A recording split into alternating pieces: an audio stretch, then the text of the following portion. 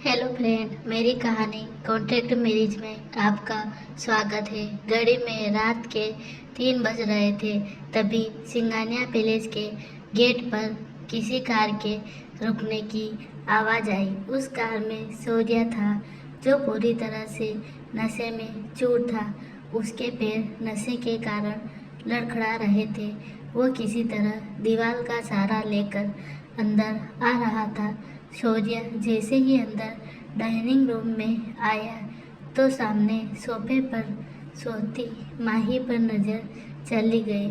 शायद पूजा के लिए शौर्य का इंतजार करते करते वो वहीं सो गई थी।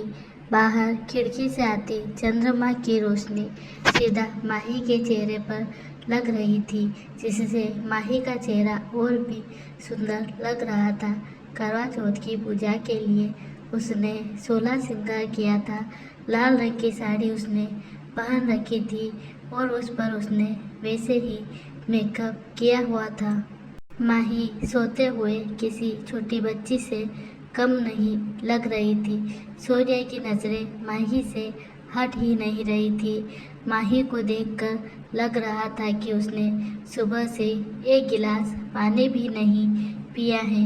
कमजोरी के कारण उसका चेहरा पूरा पीला पड़ गया था। सूर्य एकटक उसे ही देख रहा था। सूर्य ने अपने लड़खड़ाते हुए कदमों से धीरे धीरे माही के पास जाने लगा। वो सोफे के पास बैठ गया।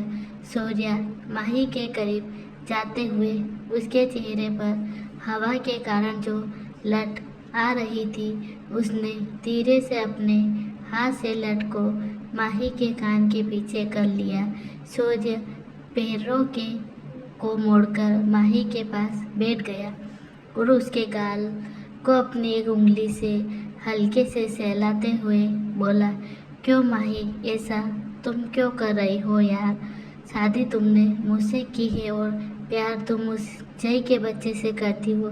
सूर्या की नज़र माही के गले में पड़े मंगलसूत्र पर चली जा गई। वो हल्के से उस मंगलसूत्र को अपनी हथेली में उठाते हुए अपने चेहरे पर एक तिरछी मुस्कान लाते हुए बोला, ये मंगलसूत्र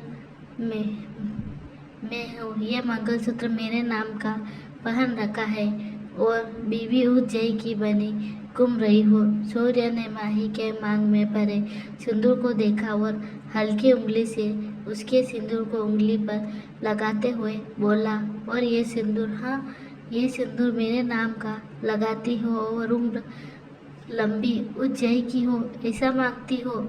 सूर्य गुस्से में बड़बड़ाते हुए बोला, तुमने मुझे धोखे के अलावा और कुछ नहीं दिया क्या है माही? शादी से पहले धोखा, शादी के धोखा धोखा, और तुम कहती हो कि मैं तुम पर भरोसा करूं। आखिर कैसे करूं मैं तुम पर भरोसा? तुम्हारी आंखें हमेशा मुझसे सच बोलती है। अगर तुम्हारी आंखें सच बोलती है तो जो आज मेरी आंखों ने देखा वो क्या था माही? सूर्य ने माही को एक नज़र देखा और गुस्से से उठते हुए अपने रूम में आ गया। वो अपने बेड पर लुढ़क गया और अपनी आंखें बंद कर ली। सूर्य ने अपनी पैर रखी थी, पर फिर भी उसकी आंखों की नींद ने आज कसम खा रखी थी कि वो आज सूर्या को सोने नहीं देगी। सूर्या झिलमिलाते हुए उठ गया और खिड़की के पास खड़े होते हुए अपने पॉकेट से सिगरेट की डिब्बी को निकालकर एक सिगरेट को अपने होठों के बीच में रख कर जला लिया और लंबी लंबी चुस्की लेने लगा। सूर्य ने सिगरेट को मुंह से निकाला और दीवार से लगकर खड़ा होते हुए बाहर रोड की तरफ देखने लगा। रोड पर अंधेरा छाया हुआ था। सूर्य ने आंखें बंद कर ली तो उसके दिमाग में वही सब चलने लगा। सूर्य अपनी आंखें खोलते हुए मन ही मन में बोला, आखिर मुझे इतना फर्क क्यों पड़ रहा है? वो चाहे जिसके साथ रहे, मुझे उससे क्या? क्यों मैं इतना बेचैन हूँ? क्यों मुझे उसका यूँ किसी और के लिए केयर दिखाना अच्छा नहीं लग रहा है? आखिर मुझे वो सब याद आते ही खून क्यों खौल रहा है? माही के जय के इतना करीब होना मेरे दिल में दर्द आखिर क्यों कर रहा है। सूर्य की आंखों के सामने सुबह जो कुछ हुआ वो सब दिखने लगा। कुछ देर पहले हे बेबी, सनाया कार में बैठते हुए बोली। हाँ चलो जल्दी से बैठो। हाँ बाबा, बस ये सीट बेल्ट लगा लो। वैसे बेबी, इतनी क्या जल्दी है, आराम से चलो। वो क्या है ना, मुझे जय से हॉस्पिटल में मिलने के बाद एक बहुत इम्पोर्टेंट मीटिंग के लिए जाना है। शौर्या सामने देखते हुए बोला। But baby, don't be forget कि मैं तुम्हारे लिए व्रत हूँ और तुम्हें वक्त पर आके मेरा व्रत तोड़ना है। आई यू अंडरस्टैंड बेबी? सनाया सूर्य को देखते हुए बोली। Yes Sanaya, I know. इसलिए मैं जल्दी से मीटिंग खत्म करके तुम्हारे पास आना चाहता हूँ। सूर्या आँख मारते हुए बोला। Oh baby, I love you. Sanaya उसके कंधे पर सर रखते हुए बोली। क्या कर रही हो सनाया? मैं ड्राइव कर रहा हूँ। शौर्या घबराते हुए बोला। ओ सॉरी। सनाया शौर्या से दूर हटते हुए बोली। इधर माही जय का ख्याल रख रही थी क्योंकि आयुषी को कॉफ़ी कैफे में बहुत बड़ा कॉफ़ी का ऑर्डर आ गया था, इसलिए उसको वहाँ से जाना पड़ा था। आयुषी तो जाना ही नहीं चाहती थी, पर जय ने अपनी कसम देकर उसको वापस भेज दिया था। यार माही, तुम मेरा इतना भी ख्याल मत रखो। जय सेब खाते हुए बोला। ऐसा क्यों बोल रहे हो? जय माही सेब को काटते हुए बोली। यार माही, अगर तेरे पति ने देख लिया कि मैं तुमसे अपनी इतनी सेवा करवा रहा हूँ तो वो तो मेरी जान ही ले लेगा। जय अपनी भतीजी को दिखाते हुए बोला। तुम भी ना जय कुछ भी बोलते हो? माही आंखें दिखाते हुए बोली। अच्छा लो, जूस पी लो। माही जय की तरफ जूस का गिलास बढ़ाते हुए बोली। आह, क्या हुआ जय? दर्द हो रहा है क्या? माही उठते हुए जय के कंधे पर हाथ रखते हुए बोल रही थी। हाँ, मैं यह हाथ नहीं उठा पा रहा हूँ, बहुत दर्द हो रहा है। जय अपने हाथ को धीरे से वापस रखते हुए बोला। कोई बात नहीं जय, मैं तुमको जूस पिला देती हूँ। माही जूस का गिलास जय के मुंह के पास लाते हुए बोली। पर माही जय हिचकिचा रहा था क्योंकि माही का ऐसे उसका ख्याल रखना लोगों के दिमाग में गलत सोचने को मजबूर कर रहा था। जय जानता है कि हैदराबाद में सिंघानिया फैमिली का बहुत नाम है, यहाँ तक कि सिंघानिया पैलेस में जो नौकर काम करते हैं उनको भी लोग जानते होंगे। ऐसा कोई इंसान ना होगा जो सिंघानियास को नहीं जानता होगा, और माही तो सिंघानियास की बहू है, उसको कौन नहीं जानता होगा। फिर इसलिए जय को डर भी लग रहा था कि कहीं उसकी वजह से माही की लाइफ में कोई नई मुश्किल ना आ जाए, क्योंकि वो माही की हालत से बहुत अच्छे से जानता था। क्या सोच रहे हो जय? लो ना, पी लो।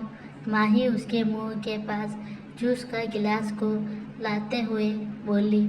जय ने हाँ में सर हिला दिया और माही के हाथों से जूस पीने लगा।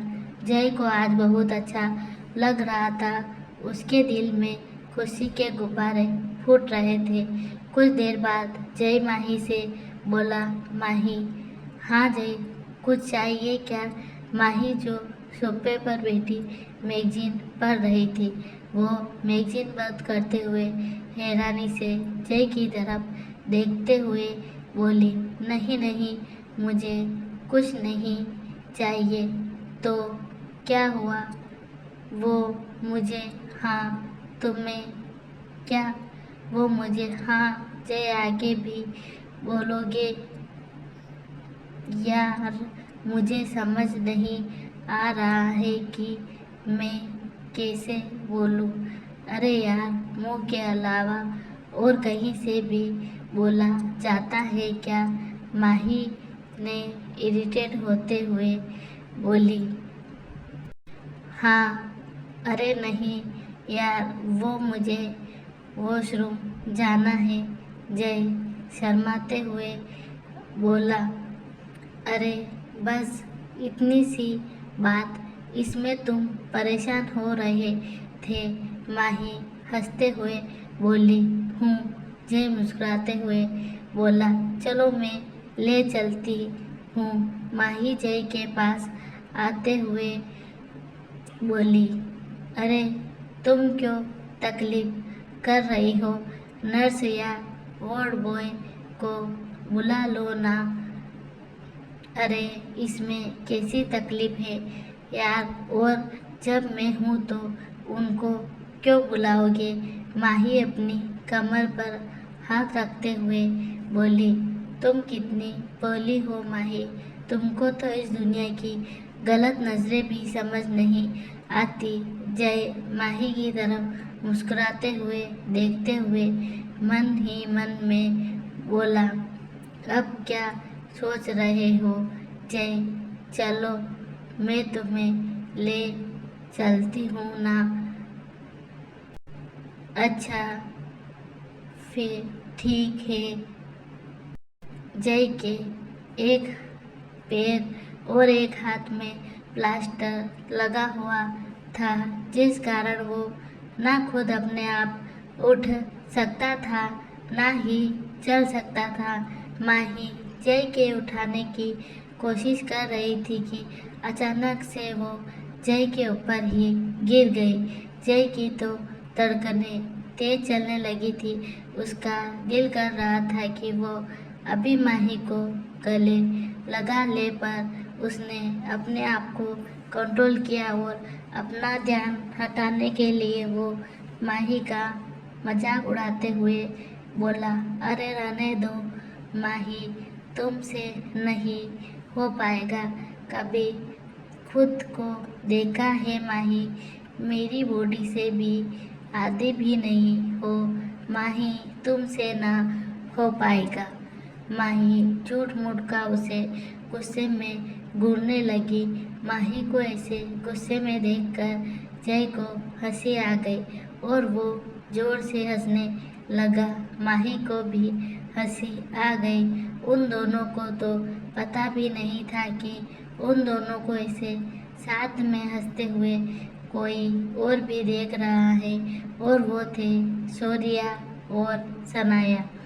शौर्या और सनाया रूम के बाहर से ही दरवाजे की शीशे वाली खिड़की से सब कुछ देख रहे थे।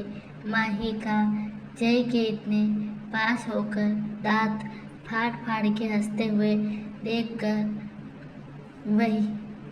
वहीं जहाँ सनाया को मजे आ रहे थे, वहीं शौर्या को गुस्से के कारण हाथ की मुट्ठी बन गई थी।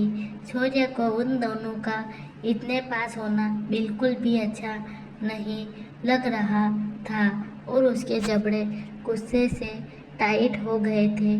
शौर्य का ऐसा रूप देखकर सनाया को मौका मिल गया था आग में घी डालने का। तुम देख रहे हो शौर्य, ये तुम्हारी प्यारी बीवी तुम्हें और तुम्हारी फैमिली को कितना बेइज्जत कर रही है। सनाया माही को नफरत से घूरते हुए बोली। शौर्य ने सनाया की बात का कोई जवाब नहीं दिया। वो वैसे ही उन दोनों को हंसते हुए देख रहा था। तुम्हारे दादाजी को पता नहीं क्या अच्छा लगा था इस माही में तुम्हारी शादी इससे करा दे। सनाया अपने हाथों को मोड़ते हुए बोली। सनाया बोले जा रही थी पर सूर्य का ध्यान सनाया की बातों पर कम बल्कि अंदर जय और माही पर ज़्यादा था। सूर्य सनाया से अपने हाथ को छुड़ाते हुए बोला, मुझे मीटिंग के लिए देर हो रही है, मैं जा रहा हूँ। अरे पर जय से तो मिल लो। सनाया सूर्य का हाथ पकड़ते हुए बोली, मुझे बहुत देर हो रहा है, मैं बाद में मिलूँगा आकर, अभी मुझे जाना है। और वैसे भी मुझे नहीं लगता कि मेरे मिलने और ना मिलने से उसे कोई फर्क पड़ेगा। इतना बोलकर सूर्य वहाँ से चला गया। अरे पर मैं तो यही चाहती हूँ सूर्य कि तुम ऐसे ही माही से नफरत करते रहो। सनाया हाथों को मोड़ते हुए मुस्कुराते हुए बोली, बेचारी माही आज तो सूर्य के लिए व्रत थी, पर अब उसका व्रत कैसे टूटेगा, क्योंकि सूर्य तो अब आने से ही रहा। हा हा हा। आज के लिए इतना ही। धन्यवाद।